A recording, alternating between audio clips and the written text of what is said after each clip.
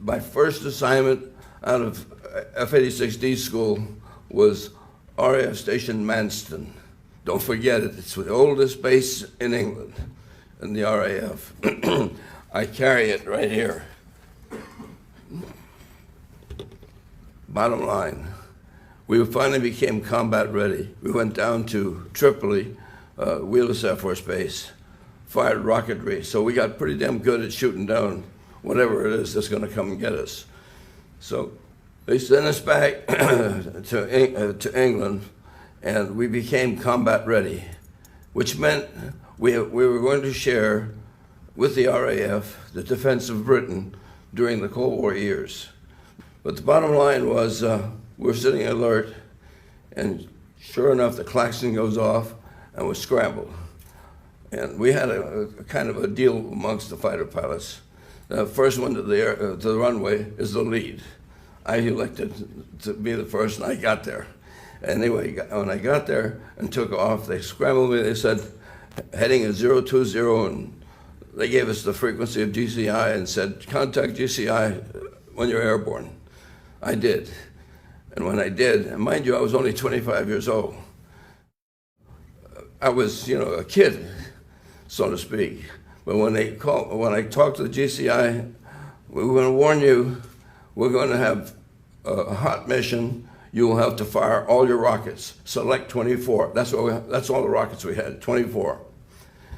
And that ever scared the hell out of me. It was for real.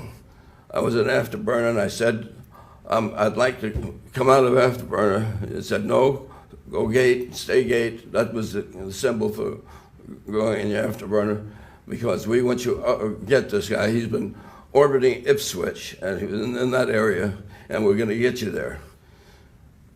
It took us out over England, over France, I'm sorry, and it turned us back. The firing heading was something around 350, something like that. But that's not important. What's important is we were in the soup, and I mean, it was solid. It was to 32,000 feet, and we never saw each other. I had my wingman with me until we broke off, and he went in trail with me. On the way up, they were positioning us to make this intercept on this orbiting vehicle. Apparently, somebody made a decision to shoot him down before I even was launched. I didn't know that, but they finally gave us our final vector. We went in there, and they said, be advised, you'll have a bogey at 30 degrees at 15 miles on the port side. And sure enough, when I started painting it, I got this blob. It was not a blip, it was a blob. It was about the size you'd get of an aircraft carrier in the North Sea when you painted them. This was humongous for me. It was so strong that it literally, I didn't have to do anything to lock on except get the range gate marker near where the blip was. And boy, when it did, it just automatically, the lights went out, everything, and you had firing information already. It was one of those things that just was a storybook of flight. So I was going in, and at 20 seconds to go, on the lock-on, we start our final penetration to the fire. Now, the information we get from the radar says this guy was going fast at this time. He was going about maybe 100 knots faster than I was, and I was at Mach 0.92, which was all the F-86D could do. It's not like the modern jets.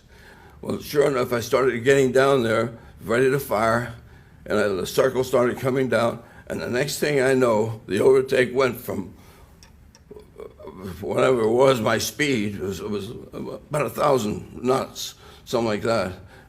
If he took off, I estimated about 10, Mach 10, in an airplane that doesn't go Mach 10. Airplanes don't go Mach 10. Not that anything I've ever seen. And this was never made by a human being. This was something that was totally different. I've never seen. He could do things that I couldn't do. He could stop and start and keep going and everything else. But he took off. And he took off, and in 2 sweeps on the ground, he was off their scope. He was off my scope sooner than that. But as soon as that happened, the mission was over, and I couldn't fire.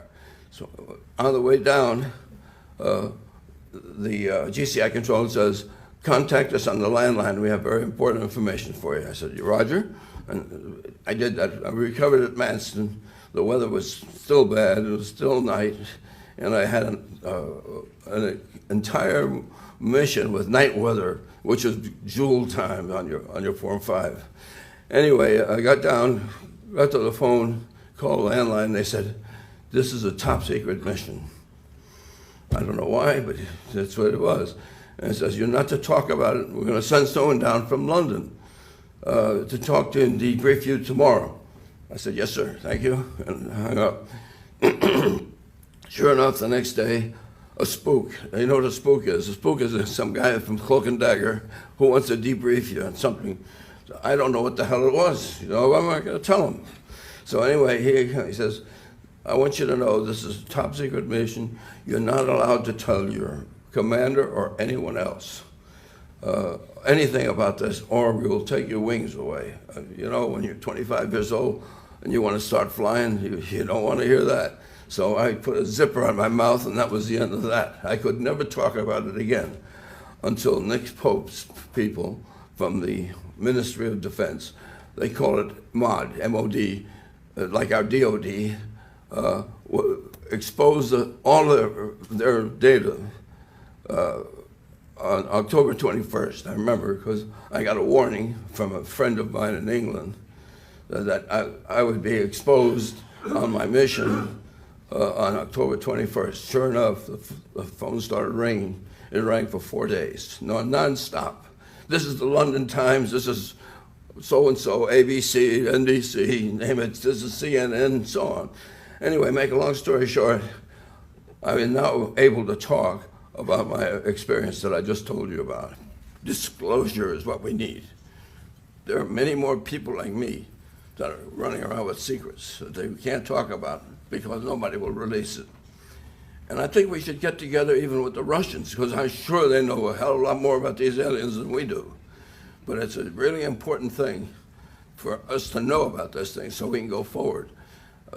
They have technology that we haven't even dreamt of. I'm sure their propulsion system was something like anti-gravity or something like that, because they could stop on a dime, they can take off at Mach 10 or greater. It's unbelievable what they can do. So we need to know these things.